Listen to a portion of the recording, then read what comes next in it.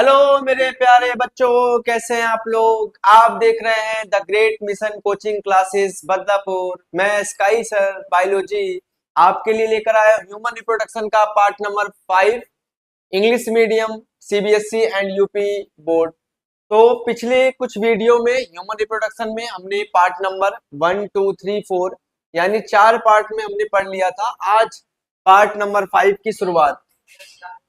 आज है part number 5। ठीक, यानी इससे पहले हमने male reproductive system as well as we study the female reproductive system. Now today we discuss about gametogenesis. What is gametogenesis? How many types of gametogenesis we discuss in this part? Gametogenesis. Let's start. देखते हैं बेटा, gametogenesis आज हमको पढ़ना है। Gametogenesis का मतलब क्या है, गैमिटोजेनेसिस क्या होता है। ठीक, गैमिटोजेनेसिस, जेनेसिस का मतलब होता है फॉर्मेशन, जीनेसिस का मतलब होता है लाल फॉर्मेशन। मेरे प्यारे बच्चों, किसका फॉर्मेशन हो रहा है? गैमीट का फॉर्मेशन हो रहा है। यानी गैमिटोजेनेसिस क्या है, आप लिखोगे the formation of gametes, the formation of the formation of gametes, the formation of gametes are called, the formation of gametes are called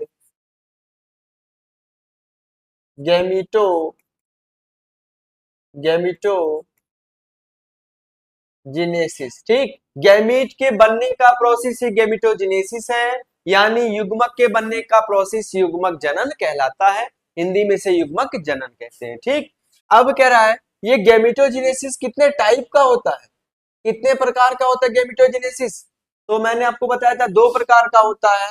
एक है स्पर्मेटोजेनेसिस, शुक्राणु जनन, स्पर्मेटोजेनेसिस।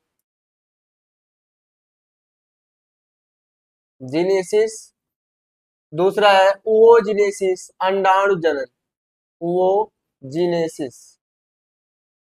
गैमिटोजेनेसिस 2 टाइप का है। स्पर्मेटोजेनेसिस में क्या बनेगा, मेल गैमीट बनेगा, और ओओजेनेसिस में क्या बनेगा, फीमेल गैमीट। यानी कि मेल में मेल गैमीट के बनने को स्पर्मेटोजेनेसिस कहते हैं और मेल गैमीट का नाम स्पर्म। फीमेल में फीमेल गैमीट यानी ओवम के बनने का प्रोसेस ओओजेनेसिस है, इसे हम ओवा भी कहते हैं। स्पर्मेटोजेनेसिस क्या है, the formation of sperm in testis. Sperm कहाँ बनता है, टेस्टिस में, of male is called spermatogenesis.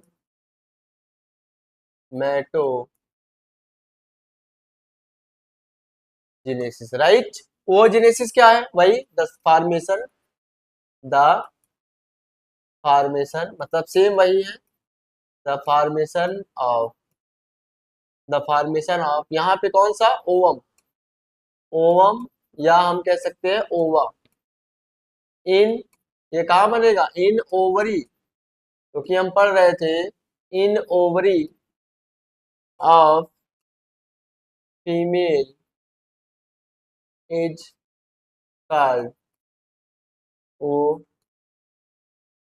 Oogenesis. Right, तो यहां तक आपको समझ में आ गया। गैमेटोजेनेसिस का मतलब होता है गैमीट का फॉर्मेशन होना, और गैमीट का फॉर्मेशन 2 तरीके से होता है, मेल में अलग, फीमेल में अलग। मेल में स्पर्म बनता है तो स्पर्मेटोजेनेसिस, और फीमेल में ओवम बनता है यानी ओवा बनता है, इसका मतलब ओजेनेसिस। ठीक, यहां तक आपको समझ में आ गया। चलते हैं आगे, क्या लिखा है एनसीईआरटी बुक में। लिखा है the primary sex organs, the testis in the mails and the ovaries in the females produce gametes, that is sperms and ovum respectively, by the process called gametogenesis। ठीक, यहां तक आपको समझ में आ गया हो।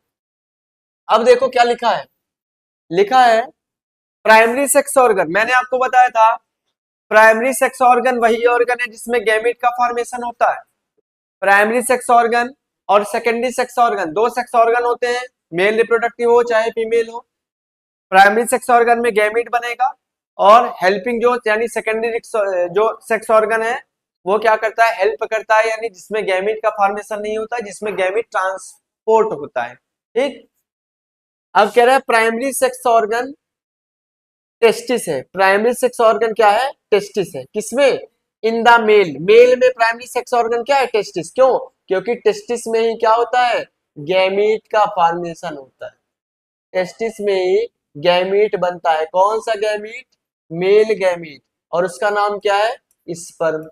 और मैंने आपको बता दिया प्राइमरी सेक्स ऑर्गन वही ऑर्गन है जिसमें गैमीट बनता है। तो बताओ टेस्टिस में मेल गैमीट स्पर्म बनता है, क्योंकि टेस्टिस किसका पार्ट है, मेल का पार्ट। ठीक, मेल रिप्रोडक्टिव सिस्टम में टेस्टिस होता है। लिखा है प्राइमरी सेक्स ऑर्गन टेस्टिस है मेल में, और ओवरी होता है किसमें, फीमेल में। फीमेल में क्या होता है, ovary, primary sex organ produce gamete, और टेस्टिस में और ओवरी में दोनों में गैमीट बनता है। दैट इज, इसका मतलब स्पर्म बनता है टेस्टिस में और ओवम बनता है कहाँ, ओवरी में रिस्पेक्टिवली। एक सामान्यता, क्या इतनी बात समझ में आ गया। Primary sex organ testis male में होता है, मेल में प्राइमरी सेक्स ऑर्गन टेस्टिस है, और फीमेल में प्राइमरी सेक्स ऑर्गन ओवरी, और दोनों में गैमेट बनता है। तो स्पर्म बनता है मेल में, ओवम बनता है किसमें, फीमेल में। और कौन से प्रोसेस के थ्रू, गैमिटोजेनेसिस, यानी गैमीट के बनने का प्रोसेस ही क्या है, गैमिटोजेनेसिस है। यहां तक आपको पता चल गया। ठीक, आगे लिखा है, अब यहीं पे है, अब ये दो टाइप का, यानी मैंने आपको बता दिया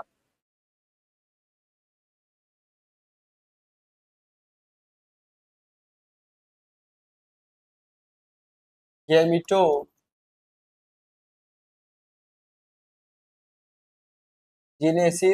कितने टाइप का होता है, दो टाइप का, स्पर्मेटोजेनेसिस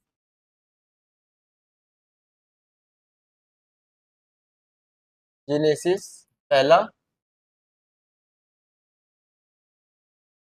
दूसरा है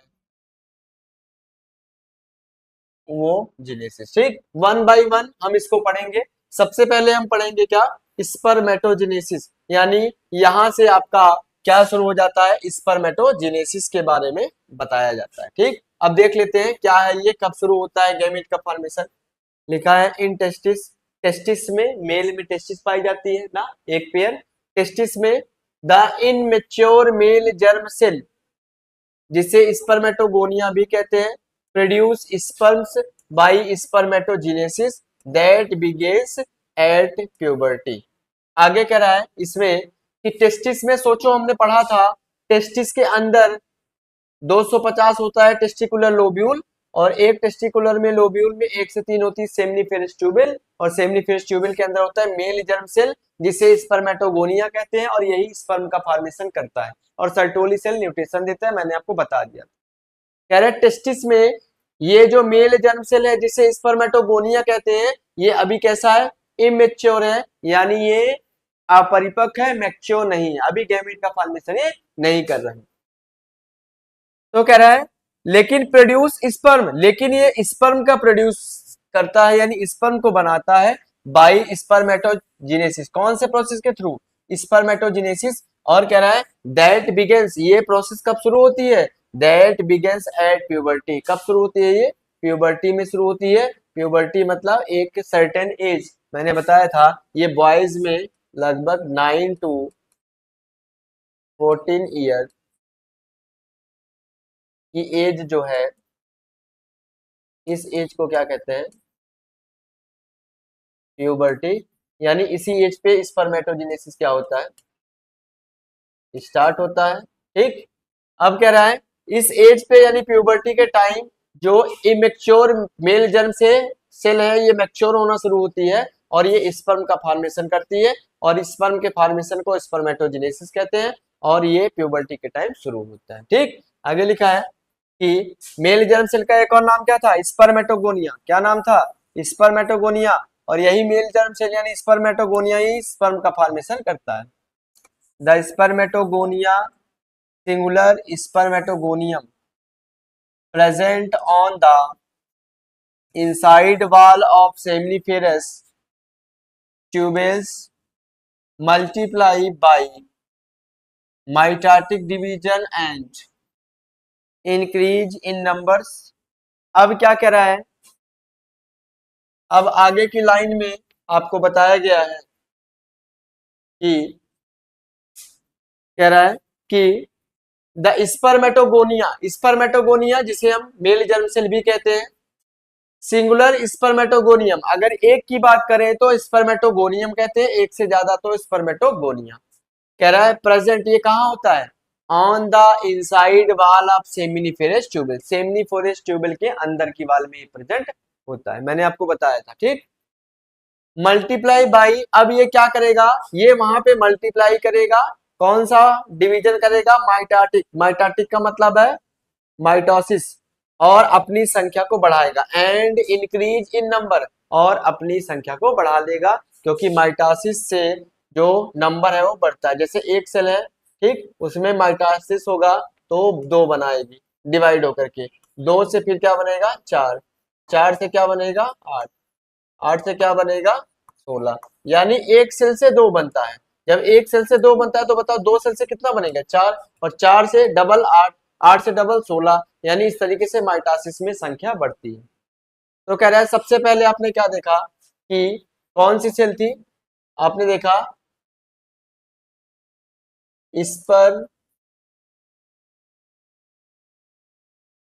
स्पर्मेटोगोनियम, जिसे कहते हैं मेल जर्म सेल। ये क्या करती है, ये माइटोटिक डिवीजन करके, माइटोटिक डिवीजन करके ये क्या करती है, इंक्रीज, इंक्रीज द नंबर, संख्या को बढ़ा देती है। ठीक, और कह रहा है कि ये स्पर्मेटोगोनियम कहाँ पाई जाती है, ये सेमिनिफेरस ट्यूबल के अंदर पाई जाती है। Each spermatogonium is diploid and contains 46 chromosomes. Some of the spermatogonia called primary spermatocytes periodically undergo meiosis। ठीक, आगे देखो, अब कह रहा है कि ये जो स्पर्मेटोगोनियम है ये कैसा होता है, डिप्लॉयड होता है, और इसमें डिप्लॉयड का मतलब नंबर ऑफ क्रोमोसोम पेयर में यानी 46 नंबर ऑफ क्रोमोसोम पाए जाते हैं। सम ऑफ द स्पर्मेटोगोनिया, अब इन सब स्पर्मेटोगोनियम से कुछ स्पर्मेटोगोनिया जिसे हम प्राइमरी स्पर्मेटोसाइट्स भी कहते हैं, पीरियडिकली अंडरगो मियासिस, उसमें क्या होता है, मियासिस प्रोसेस शुरू हो जाता है। यानी अगर हम ओवरऑल पूरा प्रोसेस देखें तो यहाँ पे ध्यान दो, इन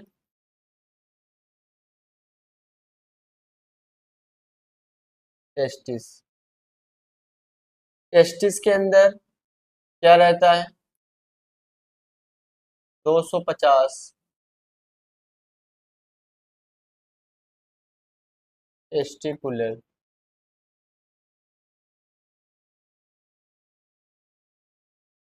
लोब्यूल, 250 टेस्टिकुलर लोब्यूल। ठीक, ईच टेस्टिकुलर लोब्यूल में एक से तीन होता है सेमनीफेरस ट्यूबल। ठीक, एक सेमनीफेरस ट्यूबल के inside, inner side, inner side की बात ही करते हैं, इनर साइड में दो सेल होती है, मेल जर्म सेल और सर्टोली। मेल जर्म सेल का एक नाम और है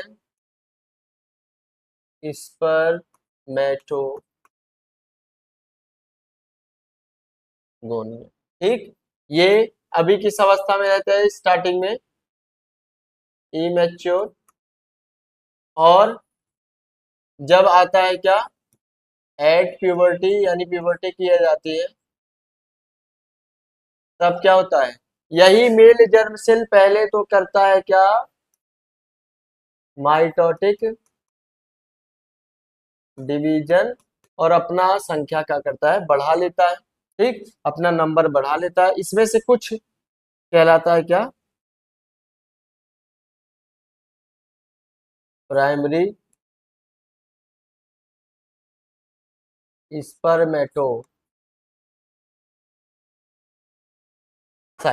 अब ये प्राइमरी स्पर्मेटोसाइट्स वही है जो सर्टोली सेल से पूरी तरीके से न्यूट्रेशन लेकर के क्या करता है? अपनी संख्या को मजबूत कर लेता है।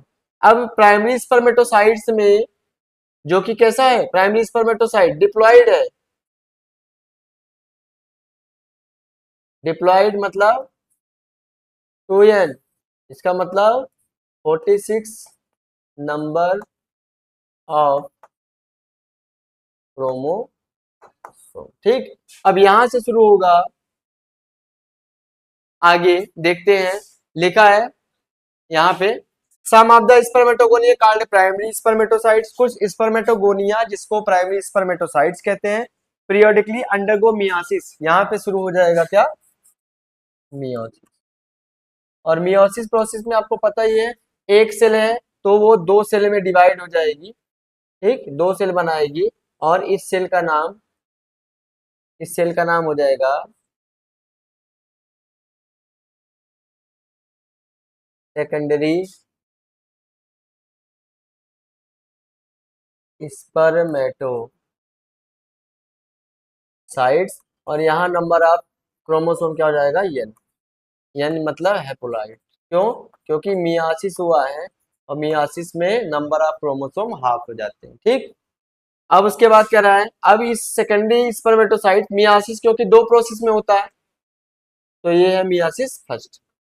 लिखा है a primary spermatocytes completes the first meiotic division, यानी reduction division, leading to formation of two equal haploid cells called secondary spermatocytes which have only 23 chromosome each. अब कह रहा है कि लिखा है ए प्राइमरी स्पर्मेटोसाइट्स जो है complete the first meiotic division. इसमें मियोटिक डिवीजन, जिसे हम मियोसिस फर्स्ट या मियोटिक फर्स्ट कहते हैं, ये कंप्लीट होता है। इसे हम रिडक्शन डिवीजन भी कहते हैं। रिडक्शन डिवीजन क्यों कहते हैं? क्योंकि यहाँ पे नंबर ऑफ क्रोमोसोम रिड्यूस हो जाता है। रिड्यूस का मतलब कम हो जाता है। ठीक, इसलिए हम इसको रिडक्शन डिवीजन भी कहते हैं। कह रहा है leading to formation of two equal cell. अब यहां से क्या होगा? इस तरीके से, अगर ये 2n है यानी 46 गुणसूत्र है, तो यहाँ से ये दो सेल बनाएगा मियासिस में ना, और यहाँ नंबर ऑफ क्रोमोसोम क्या हो जाएंगे? n हो जाएंगे, यानी 23 और 23, यानी कैसा? हैप्लॉइड। तो कह रहा है दो इक्वल सेल बन जाते हैं हैप्लॉइड सेल, जिसे हम सेकेंडरी स्पर्मेटोसाइट्स कहते हैं। यानी यहाँ बन गया क्या? सेकेंडरी स्पर्मेटो। आगे लिखा है विच हैव ओनली 23 क्रोमोसोम ईच, और इसमें कितना क्रोमोसोम होता है? 23 क्रोमोसोम होता है प्रत्येक में। आगे लिखा है the secondary spermatocytes undergo the second meiotic division to produce 4 equal haploid spermatids. अब कह रहा है अब इसमें होगा मियोटिक सेकंड, जिसे हम कह सकते हैं मियोसिस सेकंड। ठीक, सेकंड होगा। तो बताओ यहां से दो सेल बना था, यानी इससे फिर क्या बनेगा? दो सेल बनेगा ना, इनसे फिर दो सेल बनेगा। लेकिन यहाँ नंबर ऑफ क्रोमोसोम क्या रहेंगे? उतने ही रहेंगे, यानी 23 रहेंगे, क्योंकि सेकंड वाले में केवल सेल डिवाइड होता है, क्रोमोसोम नंबर डिवाइड नहीं होता। यहाँ पे 4 सेल बन गया और उसका नाम पड़ गया क्या, स्पर्मेटिड्स। स्पर्मेटिड्स, ठीक। और स्पर्मेटिड्स कितने बने, 4। और कैसे है ये, हैप्लॉइड सेल, ठीक। आगे कह रहा है यही स्पर्मेटिड्स जो है यही ट्रांसफर होता है किसमें, स्पर्मेटोजोआ, जिसे हम स्पर्म के नाम से भी जानते हैं। और स्पर्मेटिड्स में कुछ सेक्रीशन होता है, कुछ लिक्विड वगैरह सर्टोली सेल से यहाँ आती है और स्पर्म का फॉर्मेशन होता है। और ये प्रोसेस जो है इसे बोलते हैं स्पर्मियोजेनेसिस। क्या बोलते हैं, स्पर्मियोजेनेसिस। यहां तक आपको समझ में आ गया होगा, ठीक। अब आगे चलते हैं।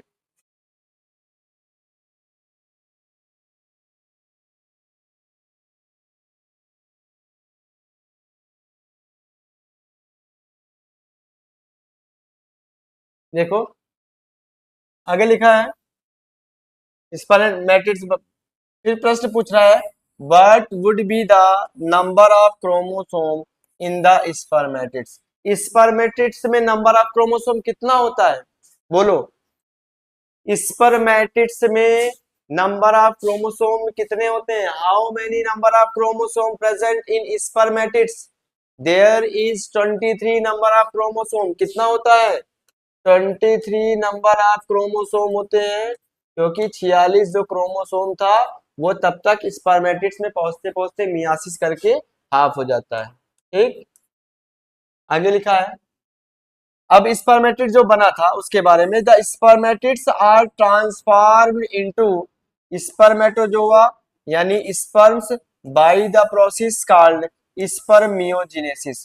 कह रहा है ये जो स्पर्मेटिड्स बना है बेटा, ये स्पर्मेटिड जो बना है, अब ये स्पर्मेटिड्स ट्रांसफर हो जाएगा यानी रूपांतरित हो जाएगा इनटू स्पर्मेटोजोआ, स्पर्मेटोजोआ में, जिसे हम स्पर्म के नाम से जानते हैं। और ये प्रोसेस किस प्रोसेस के थ्रू ये ट्रांसफर होता है, स्पर्मियोजेनेसिस, यानी स्पर्मेटिड से स्पर्मेटोजोआ में ट्रांसफर होने का प्रोसेस ही क्या है, स्पर्मियोजेनेसिस। आफ्टर स्पर्मियोजेनेसिस, स्पर्मियोजेनेसिस के बाद यानी स्पर्मेटोजोआ या स्पर्म के फॉर्मेशन के बाद स्पर्म हेड, स्पर्म का जो हेड है becomes embedded in the Sertoli cell, वो सर्टोली सेल के अंदर धस जाता है, ठीक। स्पर्म के बनने के बाद स्पर्म का जो हेड रीजन है ये सर्टोली सेल में जाकर धस जाता है।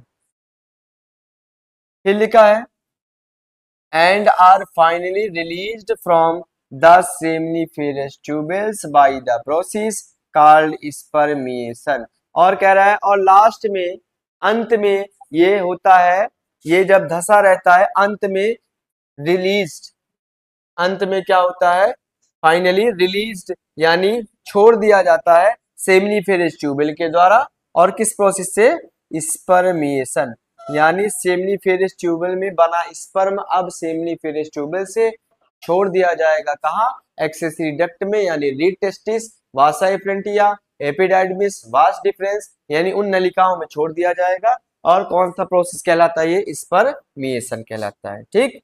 आगे लिखा है स्पर्मेटोजेनेसिस यानी the formation of sperm start at the age of puberty. ये स्पर्म का फॉर्मेशन मेल में कब होता है, बचपन में होता है क्या, बताओ। स्पर्म का फॉर्मेशन मेल में क्या बचपन में होता है, नहीं, ये at the age of puberty means 9 to 14 year, जब बॉडी में सेक्रीशन क्या होते हैं, हार्मोन्स के बढ़े जाते हैं, तो वहां पे क्या होता है, स्पर्मेटोजेनेसिस स्टार्ट होता है। और रीजन क्या लिखा है, due to significant increase in the secretion of gonadotropin releasing hormones, जिसे कहते हैं GnRH। यहीं पे ध्यान देने वाली बात है, जो ये स्पर्मेटोजेनेसिस स्टार्ट होता है ये प्यूबर्टी की एज में होता है। और क्यों होता है, क्योंकि सिग्निफिकेंट इंक्रीज, पर्याप्त मात्रा में बढ़ जाता है क्या, secretion of gonadotropin releasing hormones GnRH। एक हमारी बॉडी में एक हार्मोन्स जिसका नाम है गोनाडोट्रोपिन रिलीजिंग हार्मोन्स, उसकी मात्रा बढ़ जाती है। अब देख लेते हैं कहाँ होता है। देखो हमारे ब्रेन में, ठीक, हमारे ब्रेन में मुख्यतः ब्रेन के कौन से पार्ट में, फोर ब्रेन, ब्रेन के तीन पार्ट होते हैं, फोर ब्रेन, मिड ब्रेन और हाइंड ब्रेन। फोर ब्रेन में एक ग्रंथि होती है जिसे कहते हैं हाइपोथैलेमस। हाइपोथैलेमस से निकलता है कौन सा हार्मोन्स, GnRH। GnRH का पूरा नाम है गोनाडोट्रोपिन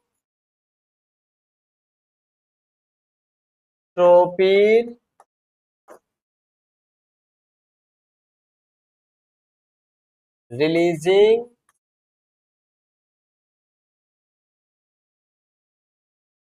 हार्मोन्स। ठीक, इसका लेवल क्या होता है, यानी एट द एज ऑफ कौन सा, प्यूबर्टी। हमारे फोर ब्रेन में जो हाइपोथैलेमस होता है, यहाँ से एक हार्मोन्स निकलता है GnRH। अब इसका लेवल क्या होगा, इसका लेवल धीरे धीरे क्या होगा, इंक्रीज करेगा, क्योंकि ये सेक्रीट हो रहा है बार बार, यानी कंटिन्यू सेक्रीट हो रहा है तो इंक्रीज करेगा। जब इंक्रीज करेगा तो ये जाके वर्क करता है कहाँ, प्यूट्यूटरी ग्लैंड पे, हाइपोथैलेमस से थोड़ा नीचे प्यूट्यूटरी ग्लैंड, एंटीरियर प्यूट्यूटरी ग्लैंड पर, यानी अग्र पीयूष ग्रंथि पर कार्य करेगा, और फिर उसके बाद इसको स्टिमुलेट करेगा।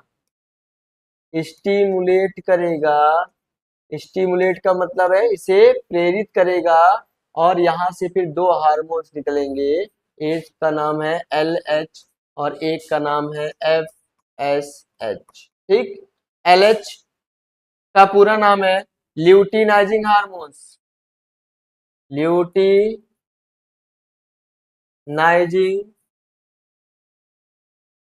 हार्मोन्स, और FSH का पूरा नाम है फॉलिकुलर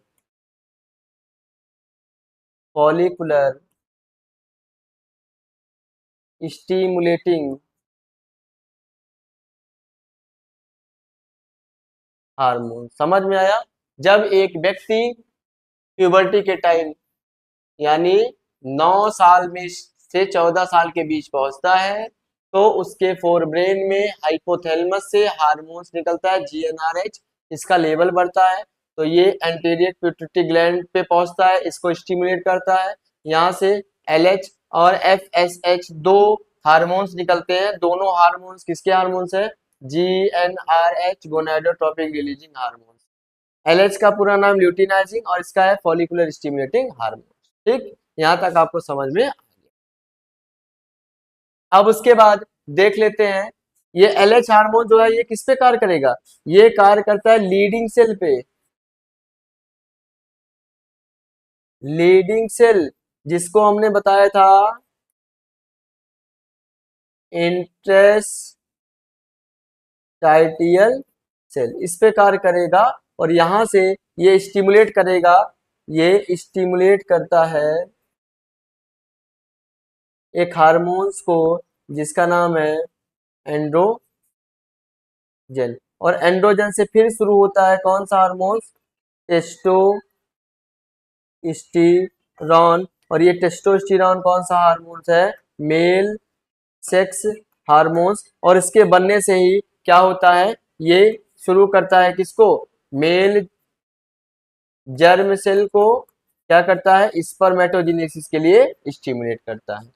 और ये वाला किस पे कार्य करता है, सर्टोली सेल पे, किस पे, सर्टोली सेल पे कार्य करता है, और सर्टोली सेल के अंदर कुछ फैक्टर को सेक्रीट कराता है, यानी सेक्रीशन ऑफ सम फैक्टर, ताकि सर्टोली सेल में क्या हो, न्यूट्रिशन की मात्रा बन जाए। ठीक, यहां तक आपको समझ में आ गया, सब यही आगे मिलेगा। अब जो मैंने आपको बताया यही आगे है, देखो लिखा है दिस यदि इफ यू रिकॉल आपको याद हो इज ए हाइपोथैलेमिक हार्मोन्स, अगर ये आपको याद है GnRH गोनाडोट्रोपिक रिलीजिंग हार्मोन्स कौन सा हार्मोन्स है? हाइपोथैलेमिक हार्मोन्स, यानी हाइपोथैलेमस ग्रंथ से निकलने वाला हार्मोन्स है। द इंक्रीज ये बढ़ता है लेवल ऑफ GnRH, यानी GnRH का लेवल जब बढ़ता है then acts at the anterior pituitary gland, तब ये किस पे कार्य करता है? एंटीरियर पिट्यूटरी ग्लैंड पे कार्य करता है। एंड स्टिमुलेट्स और ये प्रेरित करता है सेक्रीशन ऑफ टू गोनाडोट्रोपिक, दो गोनाडोट्रोपिक हार्मोन्स के, जिसमें पहला कौन सा है? ल्यूटिनाइजिंग हार्मोन्स जिसे LH कहते हैं, एंड दूसरा है फॉलिकुल स्टिमुलेटिंग हार्मोन्स, या इसे हम फॉलिकुलर स्टिमुलेटिंग हार्मोन्स यानी FSH हार्मोन्स कहते हैं। समझ में आ गया? LH act as the Leydig cell, LH किस पे कार्य करता है? लीडिंग सेल पे।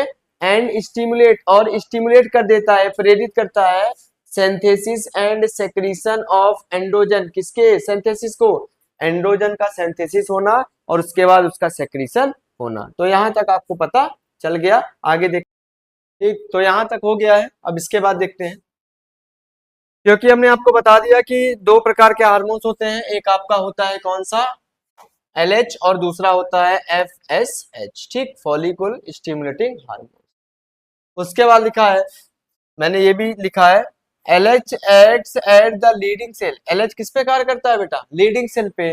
एंड स्टिमुलेट और स्टिमुलेट करता है synthesis and secretion of androgen, ये मैंने बता दिया, वो एंड्रोजन का सिंथेसिस करता है, सेक्रीशन करता है। ठीक, इसके आगे देखते हैं, एंड्रोजन फिर क्या करता है? इन टर्न इसके बदले एंड्रोजन स्टिमुलेट करता है, प्रेरित करता है द प्रोसेस ऑफ स्पर्मेटोजेनेसिस, कौन सा प्रोसेस? स्पर्मेटोजेनेसिस को फिर शुरू करवाता है कौन? एंड्रोजन। और एंड्रोजन में कौन सा हार्मोन्स? टेस्टोस्टेरॉन, और टेस्टोस्टेरॉन कौन सा हार्मोन्स है? Male sex hormones. और अभी इसके बारे में एक और न्यूज है कि टेस्टोस्टेरॉन हार्मोन्स ही ह्यूमन में हार्ट अटैक का एक फैक्टर भी है। ठीक, छोड़ो ये बातें, अभी प्रूफ नहीं है लेकिन बताया गया है। आगे चलते हैं, लिखा है FSH acts on the Sertoli cell, FSH किस पे कार्य करता है? सर्टोली सेल पे कार्य करता है।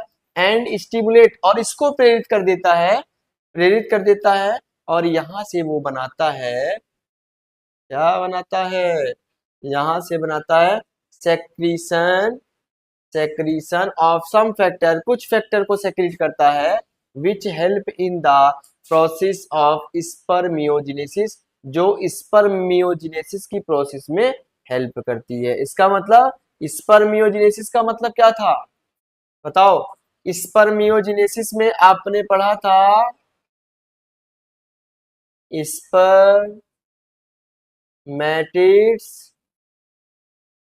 किसमें बदलता है? स्पर्मेटोजोआ, जिसे हम क्या कहते हैं? स्पर्म कहते हैं, यानी इसका क्या होना? ट्रांसफॉर्म। स्पर्मेटिड से स्पर्मेटोजोआ जो बन रहा है, ठीक, तो स्पर्मेटिड्स में ऐसा क्या होता है जो स्पर्मेटोजोआ में कन्वर्ट होता है? यही कुछ फैक्टर रिलीज होते हैं, और ये प्रोसेस क्या कहलाता है? इसको बनने का प्रोसेस क्या है? स्पर्मियोजेनेसिस।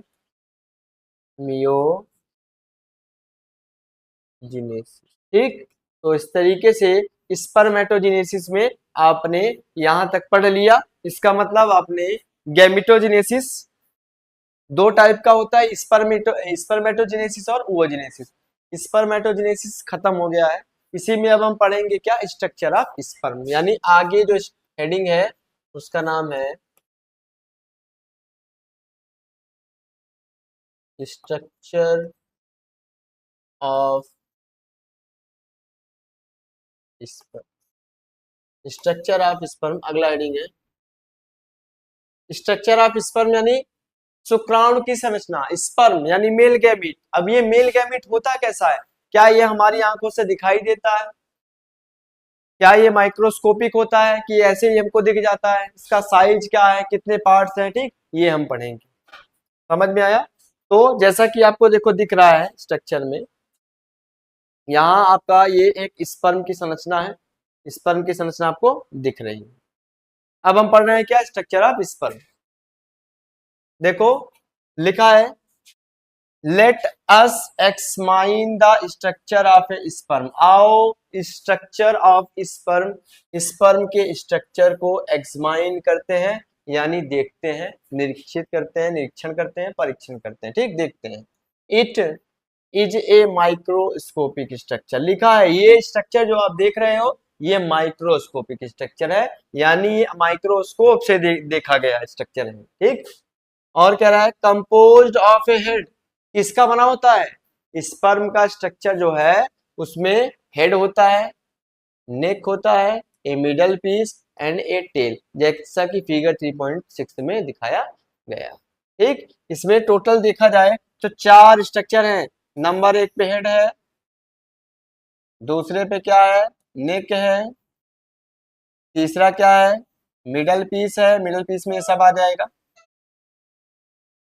मिडल पीस है, चौथा क्या है, टेल, ठीक। और हेड रीजन में ये सारा आ जाएगा, सारा क्या, ये इतना आ जाएगा, ये प्लाज्मा मेम्ब्रेन अलग से जो कवर करती है बॉडी को। देखो स्ट्रक्चर ऑफ स्पर्म के कितने पार्ट होते हैं, 4 होते हैं। कौन कौन सा, हेड, नेक,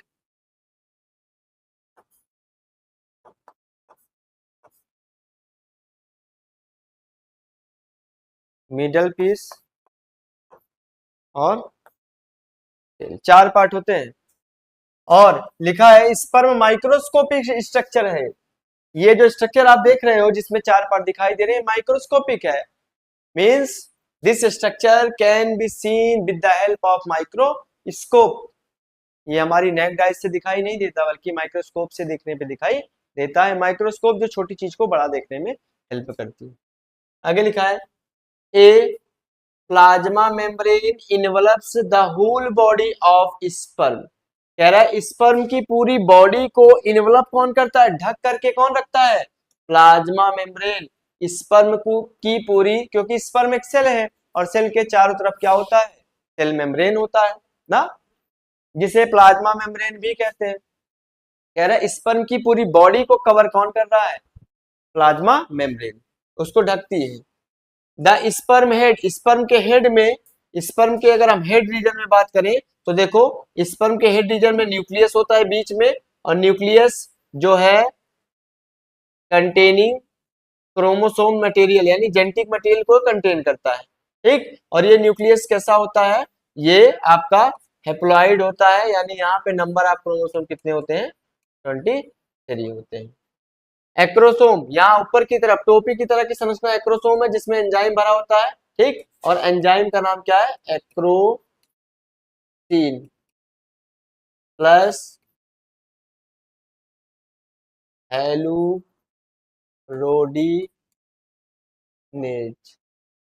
ये एंजाइम पाए जाते हैं जो एक्रोसोम में भरे रहते हैं। और ये क्या करते हैं, ये ओवम के चारों तरफ जो वाल पाई जाती है, जोना एलुसीडा लेयर जो इस वाल को कवर करके रखती है, ये एंजाइम क्या करते हैं, इसी वाल को नष्ट करते हैं ताकि स्पर्म ओवम के अंदर एंटर कर जाए और दोनों मिलकर के क्या बना ले, फर्टिलाइजेशन का प्रोसेस करे और जाइगोट बनाए, ठीक। लिखा है स्पर्म का जो हेड है contain an elongated haploid nucleus, इसमें एक दीर्घाकृत यानी एक लंबा क्या होता है, हैप्लॉइड न्यूक्लियस पाया जाता है। The anterior portion of which is covered by A cap like structure acrosome, कह रहा है इस न्यूक्लियस के एंटीरियर पार्ट पे, एंटीरियर मतलब ऊपर की तरफ एक कैप लाइक टोपी की तरह का एक्रोसोम स्ट्रक्चर पाया जाता है। The acrosome is filled with enzyme, acrosome enzyme से भरा होता है। That help fertilisation of the ovum, जो ओवम के फर्टिलाइजेशन में हेल्प करता है, और ओवम का फर्टिलाइजेशन में हेल्प तब करेगा जब एक्रोसोम से एक्रोसिन या हेल्यूरोडिनेज एंजाइम ओवम की जोना पेलुसिडा लेयर को नष्ट कर देगा, और फिर वो जाके न्यूक्लियस उनके अटैच हो जाते हैं। ठीक, अब मिडल पीस की बात कर ले। Middle piece possesses numerous mitochondria. देखो नेक का यहाँ पे वर्क नहीं दिया क्योंकि नेक का काम क्या है, हेड वाले को मिडल पीस से जोड़ना है, यानी गर्दन। ठीक, मिडल पीस में क्या है, बहुत सारे माइटोकांड्रिया पाए जाते हैं, और माइटोकांड्रिया एनर्जी सोर्स हैं, और ये स्विमिंग के लिए यानी स्पर्म को मोटाइल करते हैं, यानी स्विमिंग करने के लिए, तैरने के लिए क्या करते हैं, एनर्जी देते हैं। Mitochondria is the power house of cell. लिखा है मिडिल पीस में न्यूमेरस माइटोकांड्रिया, असंख्य मात्रा में, बहुत मात्रा में माइटोकांड्रिया होता है, which produce energy, mitochondria energy produce करता है for the movement of tail, ताकि ये जो टेल है ये क्या कर सके, ये मूवमेंट कर सके, यानी स्पर्म टेल के मूवमेंट के कारण ही स्विमिंग करता है, यानी तैर सकता है। दैट फैसिलिटेट स्पर्म मोटेलिटी, और ये एनर्जी मिलने से स्पर्म की मोटेलिटी, मोटेलिटी का मतलब है स्पर्म चल सकता है, इसको ये क्या करता है, क्षमता प्रदान करता है, चलने की क्षमता प्रदान करता है। इसेंशियल फॉर फर्टिलाइजेशन, और ये मोटेलिटी फर्टिलाइजेशन के लिए जरूरी है, क्योंकि जब तक स्पर्म मूवमेंट नहीं करेगा तब तक ओवम के पास नहीं पहुंचेगा, और फर्टिलाइजेशन कैसे होगा, तो फर्टिलाइजेशन को अगर करना है तो स्पर्म को ओवम के पास पहुंचना होगा, और स्पर्म ओवम के पास तभी पहुंचेगा जब स्पर्म मूवमेंट करेगा, और मूवमेंट वो तभी करेगा जब उसको एनर्जी मिलेगी, और एनर्जी तभी मिलेगी जब माइटोकांड्रिया एनर्जी बनाएगा। ठीक, और माइटोकांड्रिया एनर्जी बनाता ही क्योंकि माइटोकांड्रिया पाया जाता है। आगे लिखा है, आपको समझ में आ गया होगा यहां तक ना। अब इसके बाद देखते हैं, अब लिखा है the human male ejaculate about 200 to 300 million sperm during a coitus, of which for normal fertility at least 60% sperms must have normal shape and size, and at 40%, at least 40% of them must go show vigorous motility, must show vigorous motility। कह रहा है कि एक human male इजाकुलेट करता है, इजाकुलेट का मतलब release करता है, छोड़ता है, लगभग कितना, 200 से 300 मिलियन स्पर्म को छोड़ता है ड्यूरिंग ए कोइटस, एक कोइटस के दौरान, यानी एक बार सेक्सुअल रिप्रोडक्शन के दौरान। ह्यूमन का मेल जो है कोइटस के दौरान, सेक्सुअल रिप्रोडक्शन के समय इजैकुलेट रिलीज करता है 200 से 300 मिलियन स्पर्म, ऑफ विच, जिसमें से फॉर नॉर्मल फर्टिलिटी, अगर उनको सामान्यतः फर्टिलाइजेशन प्रोसेस में सक्सेस होना है, फर्टिलाइजेशन करवाना है, तो उतने 200 से 300 मोटाइल मिलियन स्पर्म में से कह रहा है at least 60% sperm must have normal shape and size, कम से कम इसमें से 60% जो स्पर्म है उनका साइज कैसा होना चाहिए, नॉर्मल होना चाहिए, शेप प्लस साइज नॉर्मल होना चाहिए। And at least 40% of them, और इन 60% में से 40%, यानी इस 60 का 40% जो स्पर्म है उसमें वेगोरियस क्या हो, मोटेलिटी हो। वेगोरियस का मतलब बहुत फास्ट, बहुत तेज क्या हो, मोटेलिटी यानी मूवमेंट हो। ठीक, और मूवमेंट रहेगा तभी तो ये विजाइना के थ्रू तैरता हुआ सेरिविक्स यूट्रस के थ्रू फेलोपियन ट्यूब में पहुंचेगा, और फेलोपियन ट्यूब में मैंने आपको बताया था ओवरीज में ओवम बनता है, फिर वो ओविडक्ट यानी फेलोपियन ट्यूब में फिम्बरी, फिम्बरी से इंफंडिबुलम, एम्फुला, इस्थमस में आके जाके रुकता है, तो वहां तक स्पर्म को पहुंचना है, तो उतना दूर पहुंचना है तो इतना कम से कम कैरेक्टर रहना चाहिए। ठीक, आगे लिखा है sperm released from seminiferous duct, ये तो आपने देखा था, सेमनीफेरस ट्यूबेल्स, ये तो आपने देखा था। स्पर्म को टेस्टिस से कौन रिलीज करता है, सेमनीफेरस ट्यूबेल स्पर्म के अंदर बनता है, सॉरी, सेमनीफेरस ट्यूबेल के अंदर स्पर्म बनता है, और उसके बाद वो रिलीज कर दिया जाता है, छोड़ दिया जाता है सेमनीफेरस ट्यूबेल से आर ट्रांसपोर्टेड, और आगे ये ट्रांसपोर्ट किया जाता है एक्सेसरी डक्ट के द्वारा। ठीक, मैंने आपको बताया था टेस्टिस से सेमनीफेरस ट्यूबेल में स्पर्म बना, स्पर्म फॉर्मेशन हुआ, स्पर्म फॉर्मेशन यहां से निकला, कहाँ गया, एक्सेसरी डक्ट में। एक्सेसरी डक्ट में पहले कहा, रीड टेस्टिस, फिर वासा इफ्रेंटिया, एपिडाइडमिस, वास डिफरेंस, उसके बाद ये चला जाता है इजाकुलेटरी डक्ट में जाकर पहुंचता है। यहां मैंने बताया secretion, secretion of epididymis, vas deferens, seminal vesicle and prostate are essential for maturation and motility of sperm, motility of sperm. अब कह रहा है जब ये इजैकुलेटरी डक्ट में पहुंचेगा तो यहाँ से सेमिनल वेस्किल मिलता है ना, नीचे की तरफ प्रोस्टेट ग्लैंड मिलता है, उसके नीचे बाल्बो यूरिथ्रल ग्लैंड मिलता है, उसके बाद ये यूरिथ्रा में कहाँ जाता है, पेनिस के थ्रू ये क्या होता है, बाहर की तरफ चला जाता है। इतना मैंने आपको बताया। तो कह रहा है अब ये स्पर्म जब यहाँ से सेमिनिफेरस ट्यूबेल से ट्रांसफर हो रहा है तो इसमें कह रहा है कुछ secretion,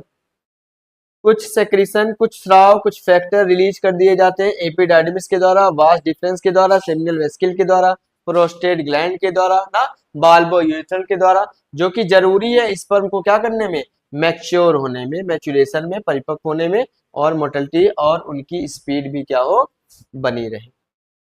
the seminal plasma along with the sperm constitute the semen, ये मैंने आपको बताया था ना, स्पर्म प्लस सेमिनल प्लाज्मा जब आपस में मिल जाते हैं तो बनाते हैं क्या, सीमन का फॉर्मेशन करते हैं।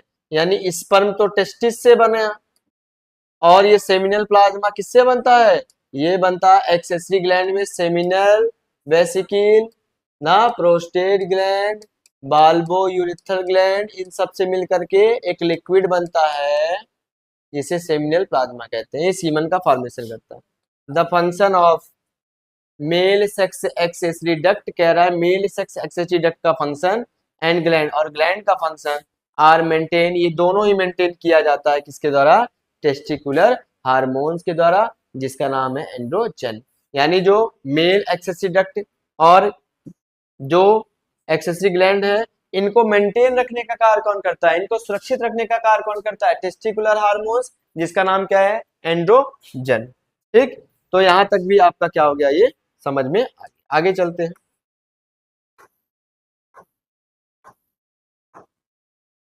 तो ये आपका हो गया, यहां तक आपका हो गया, मीन्स इस पार्ट में आपने पढ़ लिया गैमेटोजेनेसिस क्या है, गैमेटोजेनेसिस, व्हाट इज गैमेटोजेनेसिस, ये आपने पढ़ लिया। और इसके दो टाइप मैंने बताया, स्पर्मेटोजेनेसिस, और दूसरा क्या होता है, वो ठीक। तो इसमें आपने स्पर्मेटोजेनेसिस पढ़ लिया और साथ ही साथ आपने स्ट्रक्चर ऑफ स्पर्म भी पढ़ लिया। तो यहां तक हो गया। अगले पार्ट में हम पढ़ेंगे क्या, ओवोजेनेसिस, गैमेटोजेनेसिस का पार्ट दूसरा जो फॉर्मेशन होता है, यानी the formation of ovum in ovary of female are called oogenesis. ये भी स्टार्ट होता है at the age of puberty, means at the age of 8 to 13 year in female, and there is following change, body change in female, तो उसको हम देखेंगे ओवोजेनेसिस क्या है। ठीक, तब तक के लिए धन्यवाद, आप अच्छे से अपने पढ़ाई करिए। ठीक, इसी आशा के साथ फिर मिलते हैं अगले वीडियो में।